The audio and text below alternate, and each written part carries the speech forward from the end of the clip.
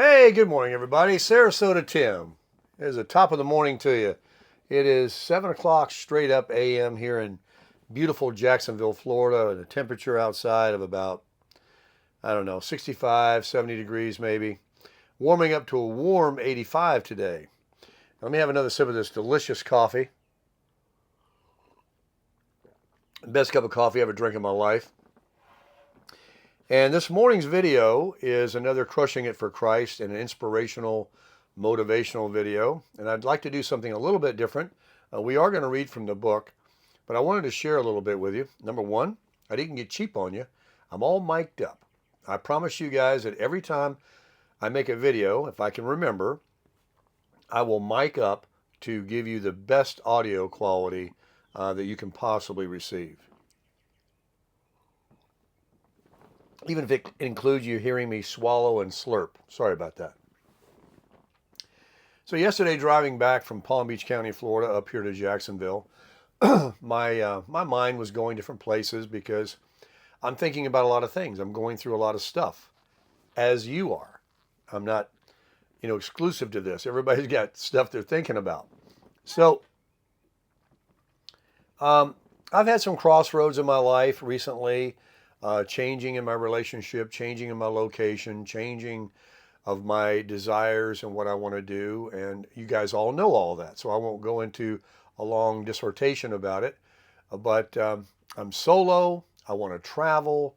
I moved to Jacksonville, and I keep going down to Boynton Beach for doctors and visits and things like that. And now that chapter has closed.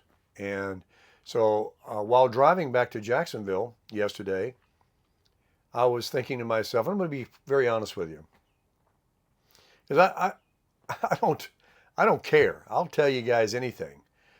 The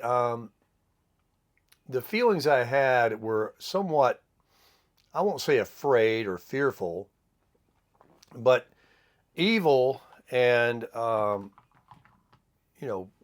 worry creep into all of our minds. I'm thinking, all right, what's going to happen to you?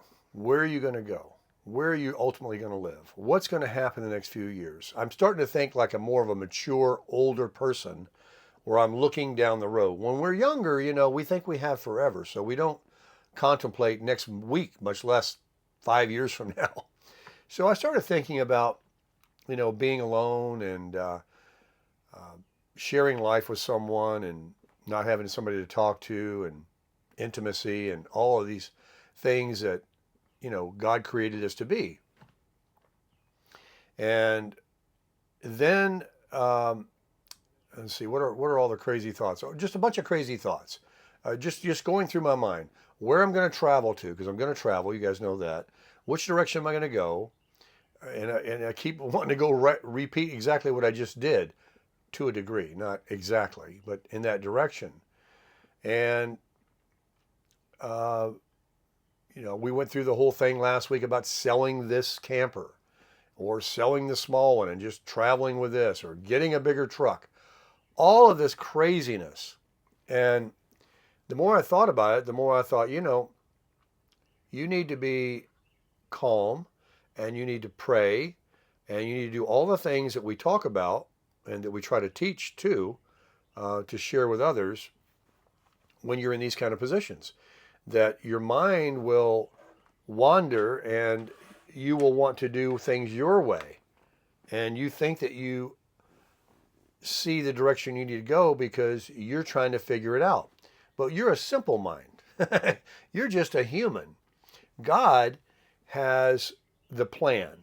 It's already been a plan. There is something that's going to happen. He's got it planned out. But you can change that plan. You can mess it up. You can be obstinate. You can not do and follow the nudging and what he's putting in your mind and in your heart that you need to do. So you got to be still. You got to be calm. So I got that way yesterday driving, and I said, let me listen to something on the internet, some messages, some inspirational preaching sermons.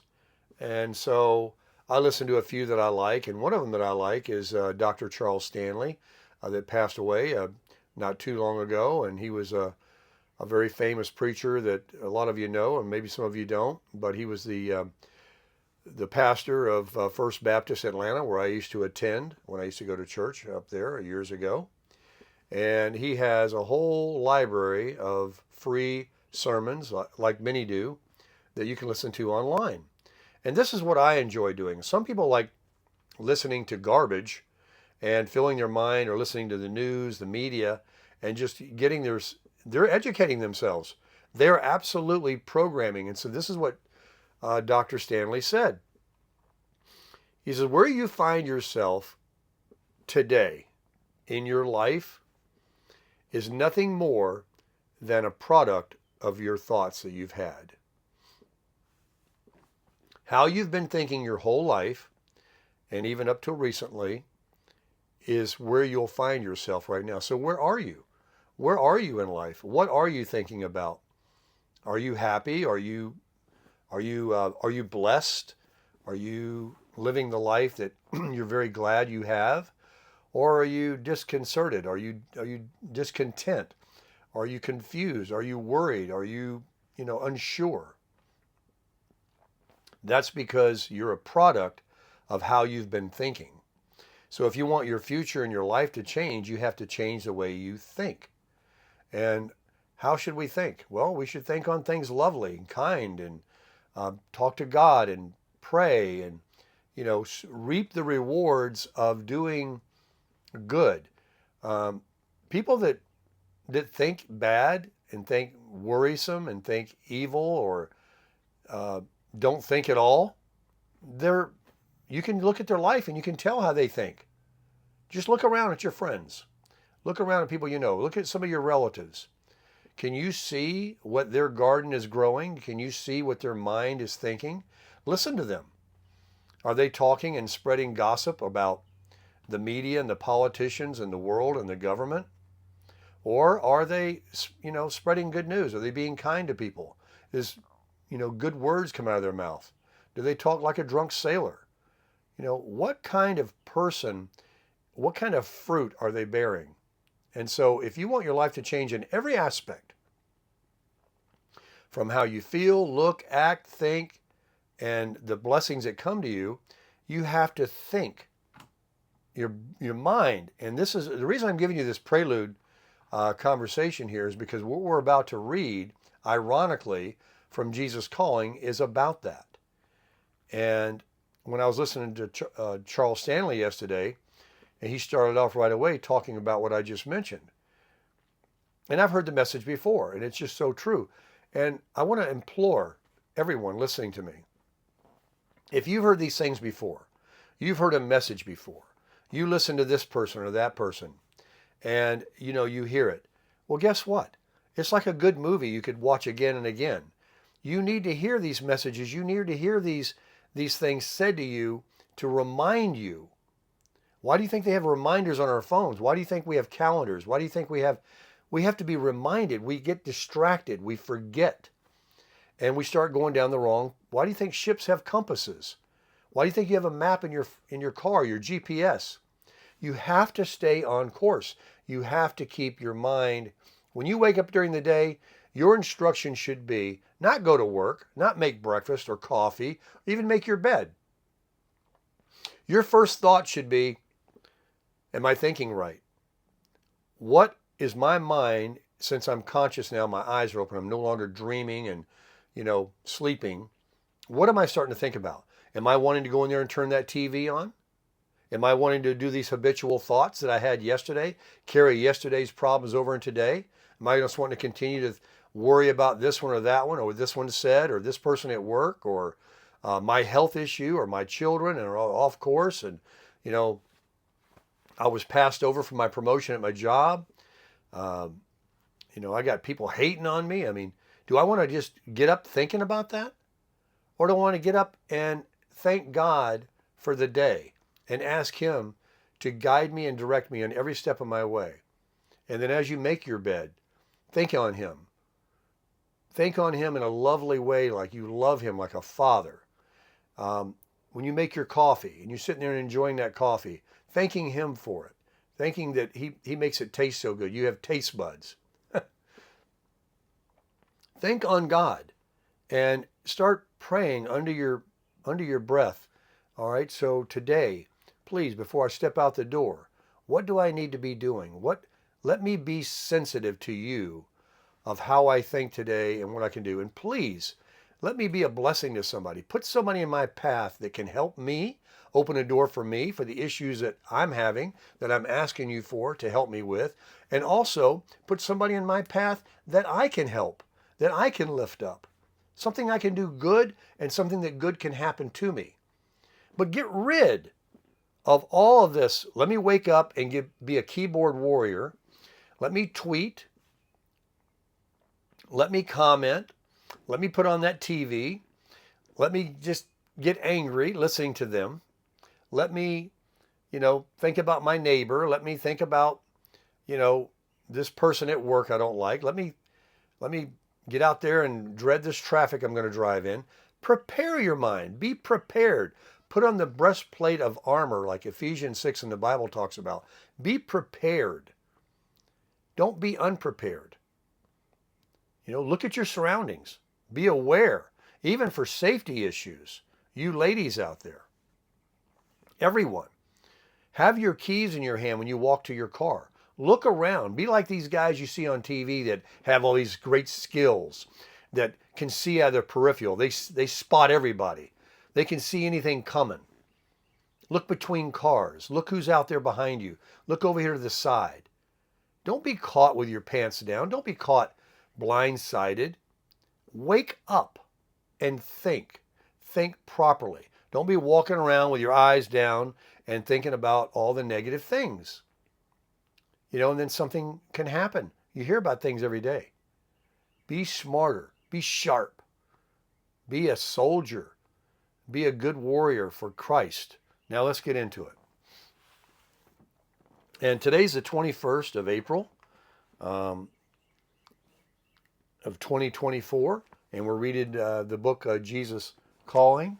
I also have the subscriber that sent me this book right here that I'll be reading a lot of now. It's, this is 1 year in a Bible. Read the Bible in 1 year. So I definitely want to open that and look into that quite a bit. I usually use my phone for the Bible. I have the app. But this is the one I wanted to mention. Because of my eyes, one of my subscribers sent me this too and said, start reading your book that I sent you, Christ the Healer. And through his stripes we've been healed. Folks, this is what I'm talking about thinking. Some people go, don't give me all that magical religious stuff. Why are there sick people in hospitals? Why are there sick children? Why are there this? Why are there that? If God can heal your eyes, I had somebody say that to me in comments. Folks, I have no answer. But I can tell you this. He has healed. He's healed cripples. He's healed blind. He's healed children. He's healed adults. He's taken away cancers. He's brought people back to life. So, why should the creation ask the Creator, why have you made me this way? Doesn't the Creator have the right to take 2 lumps of clay and make one an ashtray and one a beautiful vase? Doesn't he have sovereignty to do what he wants? Who are you to ask the Creator anything? Now, I don't say that saying that God, puts things on people or children or anything like that. I don't know. It's a question that we can all ask. But we have to have faith in healing, and it does work. There is every day healings, and it takes faith. So I would just suggest if there are people and adults and children alike that have diseases and illnesses and cripplings and all these things and handicaps, that you just pray. I don't know whether you'll ever be healed, but I know that there are healings. And so for me, I just choose the latter. I will pray and believe in healing for my eyes. I gave a lot of stock into the doctors, and I do. I don't say don't go to a doctor, but I say they're only limited, But God does appoint them and gives them a healing hand in their skills and in their knowledge. But not all doctors have the right knowledge. Some doctors, they get their their license, and then that's it. Then after that, it's just a business. They never further their education. And I've talked about this before. The third leading cause of death in the United States of America is going to the doctor. Medical errors, misdiagnosis, wrong medications, bad surgeries, this and that. So, take it. That's why they always say, all your comments have told me, get a second opinion. Just because he's a doctor doesn't mean he's the know-it-all or he's the best one.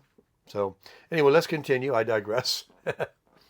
Today is April 21st, and I did sneak into it earlier today and read this, and that's why I said I have to do this morning. And we're getting short on time because I don't like the videos to go too long for upload speed, and I don't want you to trail off. But let me control your mind. The mind is the most restless, unruly part of mankind.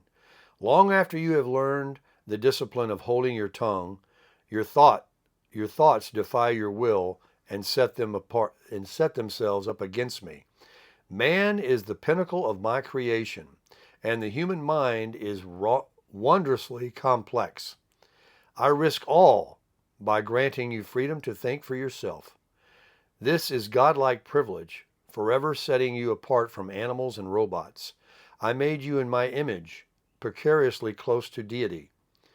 Though my blood has fully redeemed you, your mind is the last bastion of rebellion.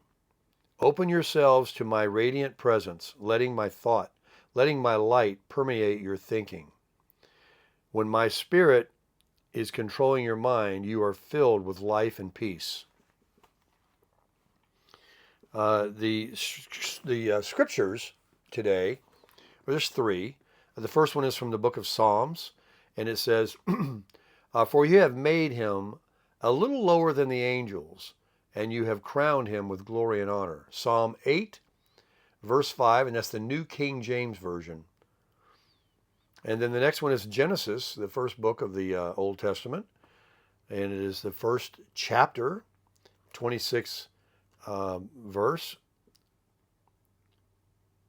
and the 27th verse. Then God said, let us make man in our image, in our likeness, and let them rule over the flesh of the sea and the birds of the air, over the livestock, over all the earth, and over the creatures that move along the ground. So God created man in his own image. In the image of God, he created him. Male and female, he created them. And then the next one is in Romans, the New Testament, chapter 8, verse 6. It says, the mind of sinful man is death, but the mind controlled by the Spirit is life and peace. So those verses you can tell, like the first one when it says, for you have made him a little lower than the angels, and you have crowned him with glory and honor. That's that we have been made a little lower than the angels. And then when he talks about how he made man, he says, let us make him in our own image, in our likeness, and let him rule over it. We're smarter than everything. Over the fish of the sea, the animals, things that crawl on the ground. We can think for ourselves. We're not like robots. We have conscious. We can build. We're unique of anything on this planet, human beings. People that don't believe in God, I just don't get it. I just can't. When you see all this amazing stuff and how we're unique, to think that we just, bumped into another planet and everything blew up and it was a bunch of fire, and then when it melted and cooled down, we popped up, I know I'm exaggerating there. There's another theory they have about the Big Bang theory. I'm not interested.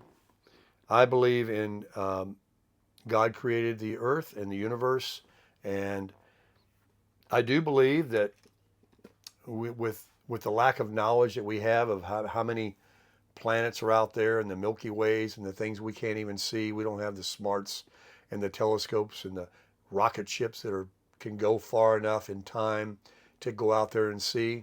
Maybe God does have other Earths and other planets where other life is, but nothing that we can see. Maybe that's where heaven is. I don't know. But to think that two things, that we are the only one in the entire universe, and we know there's a bunch of planets out there, not just stars and suns, but other planets that We are the only unique one with water, gravity, and air, and uh, life form, and only being the only intelligent life form. That right there speaks volumes, folks. And when during the Big Bang, how come there isn't one that's real close to it that's got some other, walking people walking around on it? You know, I don't know. I digress. That opens up a whole book, a bunch of comments, I'm sure. I'm just spitballing there, folks. I don't know anything about it. I don't want to know anything about it. All I know is I'm who I am. God's always blessed me. God is real to me. God shows himself to me. I feel it. It's worked. And millions and millions and millions of others feel the same way. Even if they don't believe in Jesus, there are religions. People believe in higher power. More people believe that way than say, there's nothing. There's only you. You're a creation of a rock. Anyway, and then it says, the mind of sinful man is death. Yeah, that's because the way we think normally is sin. But by the glory of God dying on the cross, Jesus Christ shedding his blood, paying for those sins, we've been made alive. It says it right there. It says that the mind of sinful man is death, but the mind controlled by the Spirit is life and peace. When you invite Christ into your life and you get the Holy Spirit that comes into you, now you have the Spirit of Christ dwelling in your mind and in your heart with you, your own soul, your own spirit. This is just a tent. This is just a tent. Good looking tent, right? Not getting so good looking after 65 years, but we do what we can. And we're just living in a tent. This is just a human tent.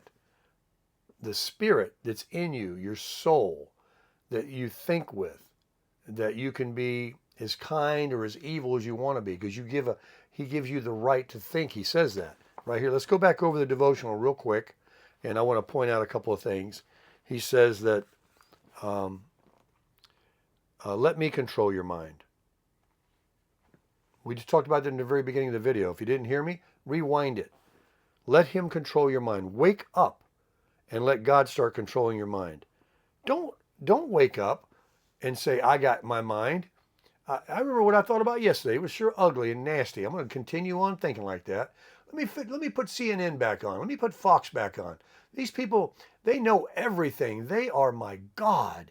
They are doing all the research. They're thinking for me. And I believe everything they say, because if it wasn't for them, I wouldn't know what to believe about the government and people and politicians. Thank God for them. Thank God for their truth and honesty to tell me everything I need to feel and think. Wait a minute, let me change the channel. Oh, wait a minute. They're saying think their way. Oh my goodness. This other channel, evil, bad. This one, good, honest. You see what I'm saying, folks? Once the magician shows you how he can pull a rabbit out of a hat or a card trick, you can never be fooled again. I can't watch it. I see nothing but lies and deceit and division and racism, and certainly not Christ-like. Certainly not helping people to love one another. And a lot of people are in that bucket that watch that and follow it and watch other programs. And they are acting and being the worst they can be. And they got nowhere to go but to a bad end on their last breath. So take it for what it's worth. The mind of the most restless, unruly part of mankind. Long after you have learned the discipline of holding your tongue, your thoughts defy your will to set themselves up against me. Let's read that again. Long after you have learned the discipline of holding your tongue, your thoughts defy your will and set themselves up against me. Man is the pinnacle of my creation, and the human mind is wonderfully complex. I risked all by granting you freedom to think for yourselves. This is godlike privilege, forever setting you apart from animals and robots. I made you in my image, precariously close to deity. So he's created us and he's given us this conscious and this mind that's this close to deity, so that when we do confess Christ or believe in God and invite him into our hearts, that now we're full, we're complete. And with that, excuse me, with that together, with our own minds, because we're not robots where God just controls us and we walk around, and he guides us just because we believe in him.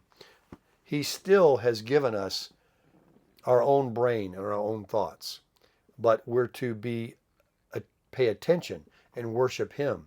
He is our idol. And he promises throughout the Bible, thousands of promises of how he will provide for you, care for you, feed you, heal you, and everything else. All you have to do is decide. And that's half the battle, is just to change your thought today. So you know what? My way just hasn't been getting it. I have to admit it.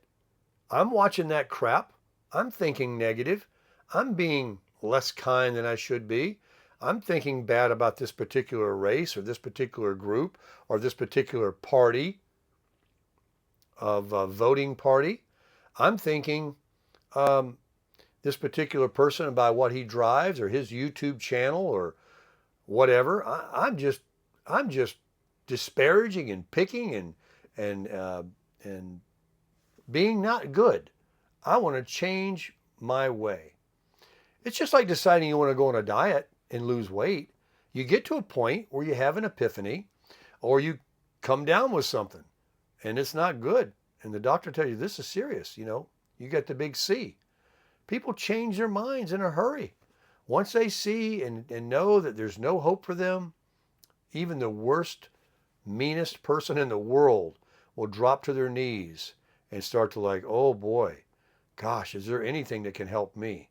If you're out there, So why wait for that? Why not just decide today to watch your weight, to watch your tongue, to watch the drugs, the drinking, the smoking? Why not turn that TV off? Why not eschew that? Why not just cancel cable? Why not just watch the programs that are healthy and are wholesome? I mean, they're fun. Do you have to hear and watch shows that are only rated R? I know people like that. They won't even go to the movies. Oh, that's only rated PG or G. I'm not going to watch that. You gotta, if you want a good life, folks, and you want a happy life and you want to be successful, whether you have a lot of money or not, just be feeling of happy and joy, because that's the secret. It's your attitude. It's the joy you have. I can be joyful sitting right here, broke as a joke, but have everything I need, food to eat, a roof over my head, and a car to drive. It doesn't matter if I can go travel or go to Disneyland tomorrow or take a cruise. If I have joy and I know the Lord and I'm doing the best I can do and I'm getting my exercise, I'm doing all the things that don't cost anything, that are giving me a long, healthy life, and I'm always thinking on him, and he's just giving me that, he's just got that fuel pump, that gas pump is just in me, just constantly filling my mind with joy and bubbling living waters, as he calls it, of the Spirit, of just providing magically. But we search for the things without God that we think are going to make us happy. A new car, a new pair of boots, traveling, going to Disney World, taking a cruise. Now, these are byproducts of things that you can certainly enjoy, but don't idle them over God. God can give you those things, and he does, and he has me. But people that don't know God, that are searching and buying and doing and trying to fill themselves, it's an exercise in futility. It doesn't last. It doesn't last. So that's about all I've got for this morning. I think that's quite a bit. I appreciate you watching this morning. I've got a lot to do today. We're going to be hitting the road in a few days. We're going to get the truck service today. We're going to get the waxing done on it. We're going to get everything that I need to do, and I'm going to trust in God to guide me on every step of the way. I've got a whole list of things to do. I'm not going to be overwhelmed by it. I'm not going to be overwhelmed with worry today. I'm not going to be thinking that I'm alone. I'm not going to be thinking any of those things that can creep into our minds, and they creep into mine too. But I knew what to do. You know, you get a headache, you take an aspirin. I started thinking that way. I turned on something that I needed to listen to. I got re-inspired. I got something to make me remember. And I put on Dr. Charles Stanley. And, you know, sometimes God does that to speak to you audibly through somebody else, through a sermon. I mean, it's happened many, many times in my life. And I get all pumped up again. And now I'm just trying to share how I had an epiphany yesterday. I love being back in Jacksonville. The people are so nice here. It's like Southern Georgia. Everywhere I went, God was just making everybody so kind to me. I know it's not like that every day. I know there's, you know, road rage everywhere, even in Jacksonville. I know all that. But God somehow or another made me feel very welcome yesterday when I got here by everybody I spoke to. It was just like, I just enjoyed meeting everybody I talked to yesterday at Walmart, the stores, my neighbors when I got back, everything. It's just been, you know, the weather's been nice. And of course, coming back and having the eye-opening thing like, what were you thinking about selling this? This is your home. You got to have a home. You know, when you get through traveling, everybody has a home. Even if they want to go on a cruise, you got to have a home to come back to. Yeah, so you don't have to sell everything and just go out and live in a cramper, you know, and be homeless until you're ready to rent something again. This is my home, and I'm going to do what I'm going to do, God willing. And you guys are going to come along with me, and you're very loyal. You're very good people, and I appreciate all the comments and the feedback that you give. That's what keeps me going. You folks are just taking the time to write the most kindest things. I mean, until I became a YouTuber, I never had compliments or as many like that where people say things like they do to me. It's just amazing. It's really amazing. And I try to respond in kind to as many as I can. And I'm responding right now on video to those that I didn't respond to. And I've received some emails lately about places I can go and stay for the summer and be a camp host or go there, or it's a good deal or a low price. I've got so many offers and so many people concerned and helping me to find somewhere to go and direction that they would like me to, you know, be able to enjoy myself. And all these things that people take the time to do that don't have to, that are doing it. I'm just amazed by it.